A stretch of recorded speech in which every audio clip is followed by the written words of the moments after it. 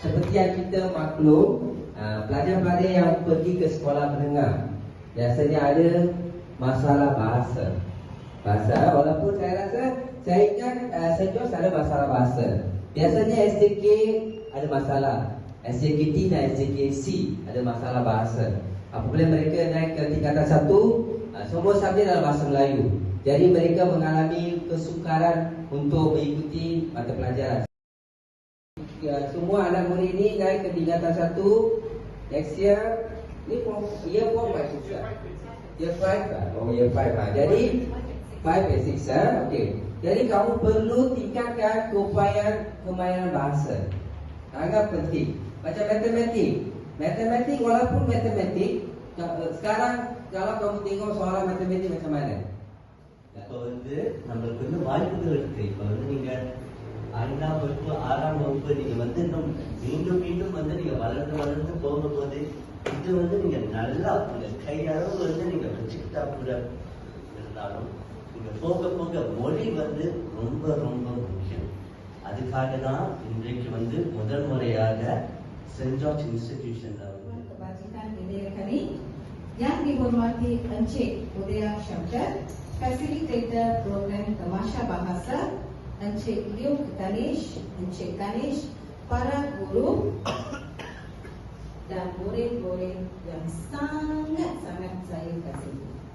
My most beloved, bermacam-macam program diadakan khas untuk kamu, untuk membantu kamu. Jadi, saya merasa bangga dengan usaha cikgu-cikgu saya di sekolah ini. Izinkan saya berkata sedikit mengenai persatuan kami, budaya kami. Ia sebenarnya adalah masih setahun jagung lagi, baru ditubuhkan pada tahun ini bulan Mac. Ia dianggotai oleh bekas-bekas murid kaum India daripada sekolah menengah Darul Ridwan. Sebagian kami ialah untuk seberapa yang boleh kami ingin membantu anak murid kita, terutamanya daripada kaum India. Akan nombor sama dengan nama Rodi punya ono, seorang itu rubutan orang kebakar. So kita ingin membuat program ini adalah tahun pertama kami telah pun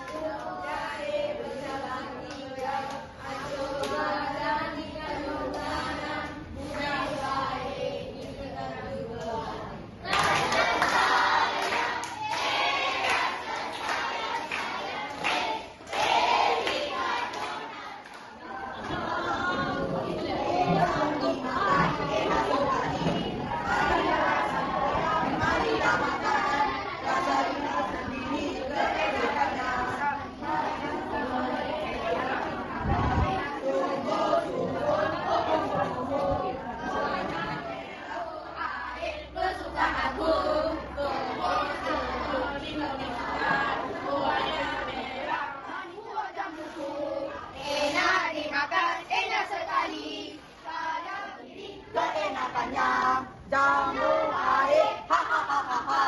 Tumbuh subur, ho ho ho ho ho. Sesuka aku, tumbuh subur, kesukaan. buahnya merah, manis sempurna. Buah air kesukaan aku, tumbuh subur di tebing sungai. Buahnya merah, manis dan besar. Kalau dimakan enak sekali. Jambu air, tumbuh subur, buahnya merah, kalau dimakan, marilah rasa buah jambuku, enak dimakan, enak sekali. Marilah sang buaya, marilah makan, rasa dia sendiri keenakannya. Jambu air, tumbuh subur, buahnya merah, la la la la la. Kalau dimakan, yam yam yam yam yam. Rasa buah jambuku, enak dimakan, enak sekali. Marilah sang buaya, marilah makan, rasanya sendiri keenakannya. Buahnya merah, manis dan besar, kalau dimakan enak sekali. Jambu air, subur subur, buahnya merah, la la la la la. Kalau dimakan, yam yam yam yam yam. Marilah rasa buah jambuku, enak dimakan, enak sekali.